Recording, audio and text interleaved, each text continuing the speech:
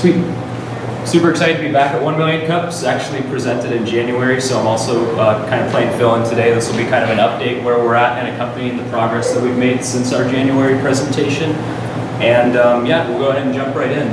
When I'm starting off talking about Wand, I like to tell people our story because in a way, I was the first customer for a platform that didn't really exist yet. When I lived in Denver before moving to St. Louis, I used to love to travel a lot. Whenever I'd be heading home, I would always want to treat myself to a home cleaning, but because my schedule was sporadic, I never knew when I was coming back. I was always in this position where I was looking for a cleaner last minute to come in and do these services for me, and I'm asking myself the same set of questions every single time. Is the person secure? Are they going to be able to be trustworthy to come in and grab my key? Do I need to worry about things being stolen? How flexible is the service going to be? You know, I don't want somebody to come in and need to appraise the space before a one-time, one-off cleaning and then turnaround time. Sometimes I'm calling these guys up within 24 hours of when I want the service done. I'm like, hey, can you come in? And I recall one time very specifically because it was the catalyst for how we started this business. I called up a partner and I said, hey, buddy, do you think you can come over and sweep for my apartment? He said, I don't do cleaning, but I do dog walking on Rovers. They're nothing like that for cleaning. And that was how we really got started with Wand. So with Wand, booking a house cleaner has never been easier. We like to say 3 clicks to a cleaner. The first click being is that you launch our home screen. You have the option to either select whether you'd like to book a cleaner now or book a cleaner later. What's going to happen if you hit that book now button is a push notification is going to go out to all cleaners in our network within the radius of your primarily selected home, and then the implication being that they accept that booking request and are on their way by end of day. We're still building up the provider base to be able to support that feature in our application, but what we do currently support is the book later, being the next step on there is confirming the time and date and home of that service. And then third click, you're there. You've got a list of vetted cleaning providers in your area and can then fulfill that service. So just kind of highlighting some of the features a little bit more in depth. The security, we background check, and here in St. Louis, where we've started, we're still taking the time to sit down with every cleaner we bring onto the platform. It's very important to us at this stage especially. You know, we know that one bad egg could be a horror story that ruins the brand, so we're being very, very high touch in terms of like onboarding that process. And then, aside from building our platform for a convenience aspect for the consumer, we've also been very, very conscious in building it out to be convenient for the cleaning provider as well, because we need them to love and support the platform as a tool for them to grow their business. So we've given them some flexibilities in terms of being able to create their own schedules and pricings. And then being flexible also, again, for the consumer, being able to book services a la carte. Maybe I don't want or need my whole home clean today. I just want you to come through and do my bathrooms or my kitchen or etc. And then user-friendly. We're a platform that is built end-to-end for the cleaning industry, which has allowed us to slowly, very slowly perfect every single nuance of booking a cleaning provider in our space. We paired the mobile app with our web app. 61% of people who visit our website are on desktop, so we thought it was important to build out that aspect of the platform as well to support people using it on a desktop. The market opportunity, we've been operating in St. Louis in a very controlled fashion for about 2 or 3 months, and we've seen that because the reason this range is so wide is because we let the cleaners set their own prices, but the average 1-bedroom, 1-bath here in St. Louis goes for between $90 and $150. The next segment up from there is the cleaning sector. The global cleaning market in 2017 was valued at $51 billion, and that's not including under-the-table payments, cash payments from platforms like Craigslist, Letgo, Facebook Marketplace, etc. And then one more market that we like to highlight that we encompass a very small sector of, but we think it's important to highlight, is the gig economy market as a whole. $3.7 trillion. We like to point out that 74% of smartphone owners have used their phone to book an application or to outsource a service. And the reason that's important that we as a company highlight this and point this out is because we as consumers are becoming more and more accustomed to using our smartphones to save ourselves time, right? So we're moving into this space where I think it's approximated that by 20-something, I'd be pretending if I knew the exact date, 50-something% of all workers in our age range, the millennial age range, are projected to be gig workers. So we're easing into that space, which is why we like to point it out also. So it is a little bit crowded in terms of like who's out there supporting the cleaning niche. The way that we kind of structure our competition graph was whether services were gig agnostic or also how expensive they were. So we've got kind of the industry standards, brick and mortars, Craigslist, We've also got the gig agnostic platforms we've all heard of, like the Handies, Tackles, TaskRabbits, that they do cleaning, they do dog walking, they do plumbing, electricity, X, Y, and Z. We've got kind of the more high-end cleaning services like the Mints and the Mary Maids, and then there's us. Wand, we're in, right now we're establishing ourselves as the key remaining player in the affordable but gig-targeted cleaning niche.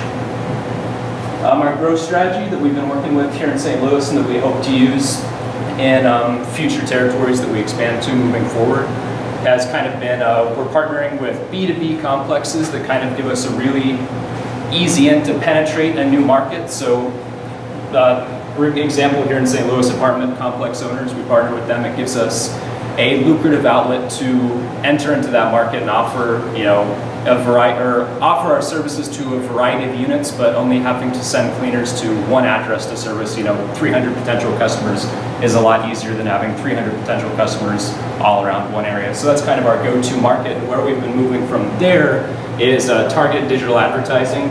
But before we do that, we also, the implications of these arrangements, we say, hey, is it cool if we put up an elevator poster? Is it cool if we do an email blast to the tenants, which helps us bleed into their tenant base from there? And then it's then that we kind of rely on our retention strategies to keep those tenants using our platform, and then also referral bonuses, like we've got the standard kind of like $10 refer a friend, etc. if you invite them onto the platform. That's our growth strategy for Wand. Our timeline, so I mentioned we pitched 1 million cups back in January, so since this is kind of a last minute update, just threw together like the progress we've made since then. Directly because of our pitch of 1 million cups, actually, we were fortunate enough to be awarded the Safe Tea Grant here in St. Louis, which is what's really responsible for helping us get our platform off the ground and rolling in the short amount of time that, well, I guess not that short, but the relatively short amount of time that we have since then. From there, we did our closed launch back in June. So that was when we had the platform ready enough to a point that we started kind of making it available for first users and letting our providers try booking services on there, be booked out through the platform. So it's this month actually where we're saying that we've done our full mobile launch. It's not as full as I would have hoped at this point yet. They say, or we've been saying a lot recently, that the last 10% is 90% of the work right. We're in that 10% stage right now where our platform is right there, and we're still kind of hoping to like push it out the door this month, but we're not wanting to push out an imperfect product, so we're trying to fix every one of those, every little way that we can make the majority of first impressions better. We're wrapping up with that right now. Moving forward from there, we hope to ease into the Chicago market. One of our property management partners here in St. Louis has twice over as many buildings in that market as they've given us jurisdiction over here in St. Louis, so that's a clear next target for us. And then after we saturate or stop growing quickly in Chicago, the plan is to move on to what we're calling our phase 2 batch. So that's going to be a batch of 5 to 6 cities where once we kind of perfect that go-to market model that we pointed out in the previous slide, we'll perfect that in Chicago, having done it very, very slowly here in St. Louis, and then do it 5 or 6 cities at the same time mid next year. And then once we quantify that traction, that's when by the end of next year we'll begin looking for venture capital so that we can go nationwide. Kind of highlighting our team, that guy in the top left is just a figurehead. We've got the real rock stars down at the bottom to my right. We actually met Jerry at Million Cups, our first pitch, and he's come on to be our CTO. And we've got our dev team, and then Colton, who's been awesome doing business development research for us. And then just highlighting some rough projections we put together, talking about where we've been since our last pitch and where we hope to go heading into next year. Within the first 2 quarters of next year, we're hoping to have about 50 active cleaners. We've got 80 cleaners that have applied right now, but saying that we're being so hands-on with that vetting process, we've only got about 20 to 30 that are active right now. So within the first 2 quarters of next year, we're hoping to have 50 active cleaners, 1,000 recurring users. We define a recurring user as somebody who uses the Wand platform at least once a month, booking a one-bedroom, one-bath service. The average, we averaged out that $90 to $150 range, being $120 here in St. Louis. The reason that that jumps up in subsequent brackets is kind of because if we go into more expensive markets outside of St. Louis, the Chicago average prices will be higher, the New York average prices will be higher, San Francisco average prices will be higher. And yeah, the expenses at the bottom are just kind of outlining. We've been very, very lean up until this point, but we'll begin taking on some more costs moving into next year, so we just kind of highlight those. anyways, that's our update for Wand, and I'm open for questions. Thank you guys.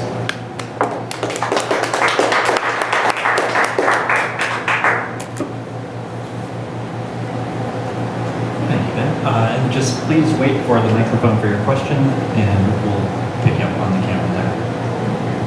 Thank you. Good morning, Ben. Hey, good morning.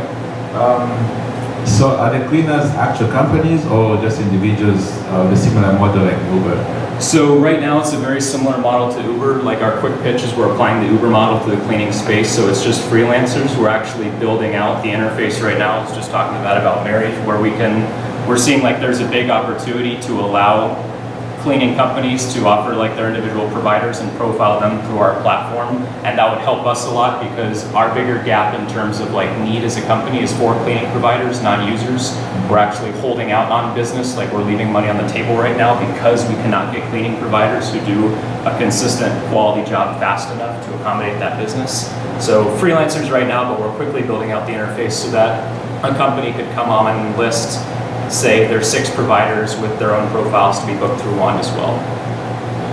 Last question, will your customers have a chance to actually write a recommendation or? Yeah, so we kind of take advantage of the standard where whenever the service is marked as completed by the cleaner, we hit you with that push notification as a customer. Hey, how did Ben do on the cleaning service? Tell me I did great, tell me I did horrible, give me a 5-star review. And then we also prompt you on that same page, hey, if you liked how Ben did, do you want to book him recurring every 1 week, 2 week, 3 week, or 4 week? Yeah. Good morning. Hey. What are the earmarks of acceptable provider? I mean, when you reach out and touch them, how do you do it? I mean, how do you vet them, I guess is what I'm asking. For like our cleaning professionals? Yes. So what our pipeline looks like for becoming a Wand cleaner, we've got our online onboarding form, so that's kind of the first step. If anybody like shows interest, I'll send them there and say, hey, put in your bio, your rates, your availability, etc. here. After that, we send a background check if I look at that profile, or we, the team, looks at that profile and determine that we want to have them on the platform, take the next step, send that background check. Then if they pass the background check that we send through our partner provider ProHub, then it's that we schedule the in-person meeting to kind of get a feel from them as a person. So I kind of get like all the like static data in terms of becoming a cleaner whenever they do like the rates, like the availability, their skills and experience, attach a resume, etc. in the onboarding form. But it's kind of that in-person sit down where it's hard to quantify those points, I guess, because it's kind of just getting a read on them as an individual and seeing if like this is somebody that we would trust in the platform at this vulnerable stage to kind of offer on the platform. Yeah. When you, right now you're using outside services for the background check and whatnot. So when you scale and when you get to the point where you're national, will you use those same outside services? That just sounds like a very labor-intensive and expensive activity. We're actually, so I guess that's where we're fortunate to kind of have a really solid network. We're paying about 1/4 of what we thought that we would have to be paying for background checks to the provider that I name dropped a moment ago. We're paying $6.25 per check. So in the future, well, that's very affordable and we're incurring that cost right now, but in the future, it's actually a standard on platforms like Uber, like Rover, like Tackle, if you go through that onboarding funnel, to actually pay for the background check as a provider. Like if I wanted to apply for Rover, I would have to pay $15 for my background check. Or if I wanted to apply on Tackle, I'd have to pay $35 for my background check. So from scale, the software with our provider is there so we can scale to have them do the checks. And we can actually automate the review process as well. We're incurring the time cost to review those and clear a background check, but we can automate that process in the future with some additional capital as well. So it's certainly scalable. Thank you. I assume you've got a contract for all your providers, correct? Yes. Does it exclude use of subcontractors? It does not exclude use of subcontractors specifically, no. How do you ensure that the subcontractors are also vetted? That the well, I guess for like with our platform right now, we're working like kind of I noted just with individual like freelance cleaners, so we didn't like build in like I guess, the legal terminology to exclude subcontracting specifically. That'll be something that we kind of probably take back to Basecamp whenever we start pushing out that interface where we support like a company being able to put multiple providers and looking at that pipeline more in depth. But as of right now, it just hasn't been a firm action item, I guess, to answer bluntly. So when do you think you're gonna have the app in the App Store for the consumer? In a perfect world, I'd say 2 weeks. In a real world that we live in, probably like mid-November. Okay. Yeah. And I was looking at Q1, you said 720 grand of revenue, which is six bookings per user. That Yeah. was very linear. Sorry. Over go ahead. 12, over 2 quarters, right? Yeah, over 2 quarters, yes. So that's one, you said every month. Yes. The 720 number was compiled for the total 2 quarters, not I'm per just month, wondering, yeah. so users, those are really customers. So how many downloads do you need, and then what do you feel like the actual bookings per before one and done? Like how many do you need to get rid of the one and done? 20,000, 30,000 to get 1,000, and then actually have recurring customers. And then also, what's the cost, do you think, to acquire that customer? It's about $66 for us to acquire a customer right now. In terms of how many downloads it will take to like get rid of the one and dones for the platform, those are like, if I was to say any number, I'd be pulling that number out of thin air. So we'll see when we launch in the App Store and start quantifying that data. But to answer the customer acquisition cost, it's about $66. And yeah, the assumption there is that what we were quantifying as a user is one person who uses the platform once a month, not one user as in like one download. Yeah, thank you. How much can a service provider make annually? Because I'm thinking about if you can offer a competitive salary or competitive pay amount, you can probably advertise employment in factories and pull their employees out. We tell, like, it's because they name their own prices, that's a variable that we don't really set. It's kind of like the demand, like in any given area. We tell our providers to expect between $2,000 to $4,000 a month. If their prices are higher, if they're in the right area, if the metrics are right, they can make more. If they're not taking every booking opportunity that they can make less. But quantifying that so that we can put out like a competitive salary in the cleaning space, definitely. I love the thought. Thank you. But in terms of, yeah, I guess yearly, if you say 4 times 12, like approximately $30,000 to $40,000 a year for like, we hate to use the term salary, especially like with the problems in the space right now in like in California, where we're trying to be very, very clear in just being the platform, because it's not a salary, it's like the payout through the platform, but what they can make through that platform. Yeah. I have a couple questions. Yeah. Logistically for cleaners that you're bringing, did you say how many you currently have? We have 30 that we've background checked. We have, of those 30, probably 20 to 25 are active, and we've got 80 that have applied. So it's been like I said, kind of very high touch right now to get those through the pipeline. Process for them, cleaning supplies. Do you offer any sort of like package kit or the idea of that, or is it all just bring your own cleaning supplies? They're on their own. We've got, in terms of monetizing off the supplies, we've just got like an Amazon like white labeled store put together right now, where it's like, you know, pennies in the dollar for the affiliate fee there. Another like long-term goal, just not even worrying about it being so early stage right now, is to do kind of those packages where, hey, if you're a cleaner and you do X amount of services per month, or you've got X amount of recurring bookings, we will send you those supplies in like a wand box to help support the growth of your business. But things we've definitely considered, but not infrastructure that we have in place. Yeah, I know WAG does like a little kit when you pay the $35 for covers background check, but then you get like The little deals with it too. Yeah, we do a T-shirt, but yeah, for sure. And then insurance, you listed that as an expense on your end. You're insuring all of the cleaners then? Yes, we've got a general liability that covers cleaners while they're in a space. Well, cleaners and users. It covers that service up to $1 million in those spaces. Yeah. Anybody else have any questions before I hijack with a couple more? Oh, just one more. Who's the biggest competitor, like with all the guys that raise money and stuff like Andy or whoever, who's the biggest competitor in St. Louis? In St. Louis, For an app or like an on-demand, like, it's or is like it I guess I would probably say it. I think TaskRabbit has a big presence in St. Louis, and that's where we differentiate, like on that competition analysis, like the gig agnostic, because they do a variety of services in terms of like another cleaning specific app.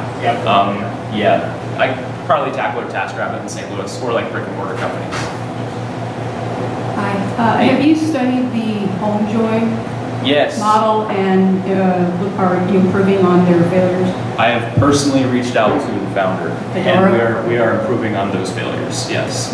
Yeah. Great. We've been very, very eyes on that whole situation to try to adapt exactly what we need to avoid a similar situation.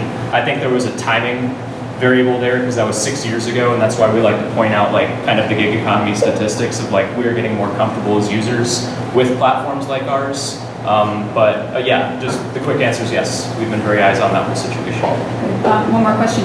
The franchise cleaning services, I don't even know if they're still around, but they would have programs where they would train their cleaners in very efficient methods of cleaning the house and in and out quickly. Is that anything that you would get into?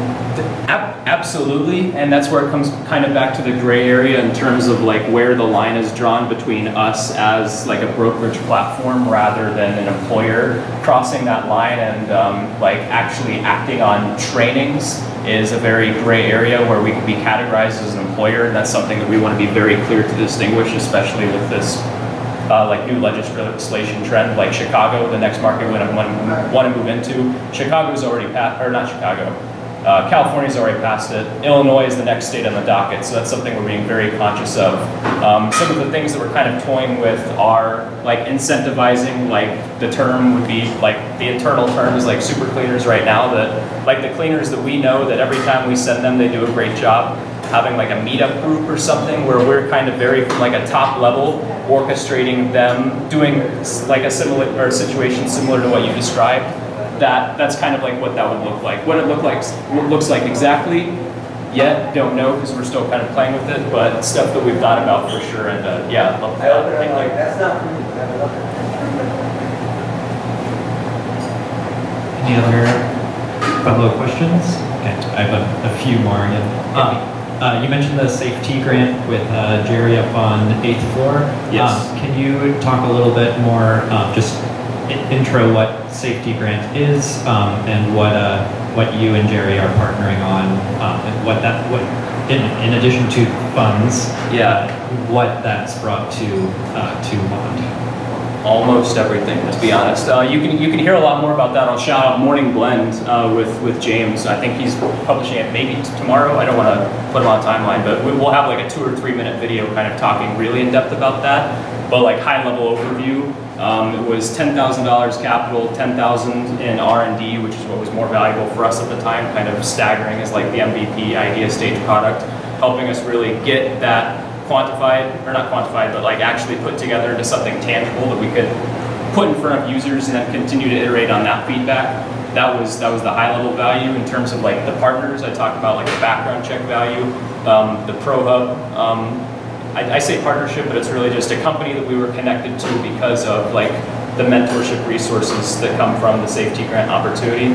There's been that, there's the home health sector that we're kind of, our platform, I didn't even, I guess, mention the security aspect during the pitch. We're HIPAA compliant, which gives us another unique angle to target. Like if we were ever in a position where we were kind of like head to head with a competitor, we could pivot very, very quickly into like the niche sector of like the home health market. So there's all these variables where like being like a first-time founder at this, well, this is second startup, but first-time founder like at this stage, yeah, it was just, I can't talk enough about the value that we got throughout that process. With being HIPAA compliant, do you see that as a unique niche that you are able to provide other than others? And then also with that, in T-Rex, we also have Provider Pool, who is working on a platform for on-call nurses and nursing staff. Have you talked with Jana or any of them with Provider Pool of any potential partnerships or co-branding initiatives or anything like that? We haven't talked about partnerships specifically. Jana is awesome. We were actually in, I'll shout out Multipass, we were in their startup program together a couple months ago. We never talked about like direct synergies just because they're kind of more like providers in a hospital space, whereas we're more like at the residential level. Certainly a conversation we could open. In terms of the HIPAA compliant aspect, I noted home health sectors kind of in that go-to market pipeline in terms of our vision of penetrating a new market is a B2B partner that gives us access to a broad B2C tenant base or user base, and then word of mouth and digital from there. That HIPAA compliant aspect, especially like Nashville's another next one on our docket, just to, I guess, directly name drop a future market.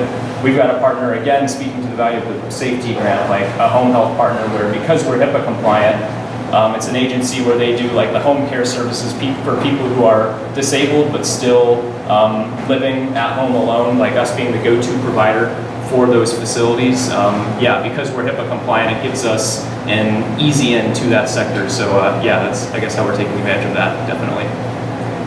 And final question always is, what can our community, what can the St. Louis startup community do for you at this stage? Is it just install the app when available, or anything more for you? Install the app when available for sure. Talking about like the closed beta we're in, like I'd love to give anybody who wants to poke at it a copy of our alpha. Tell me what you hate. If you don't hate anything, that's great. Hate's a strong word. Tell me what you don't like, and if you don't not like anything, tell me what's confusing. Feedback. Anybody who wants to play with the app, and then yeah, talk about us, and when the app is live, please download it and tell your friends to use it. Great. Thanks so much.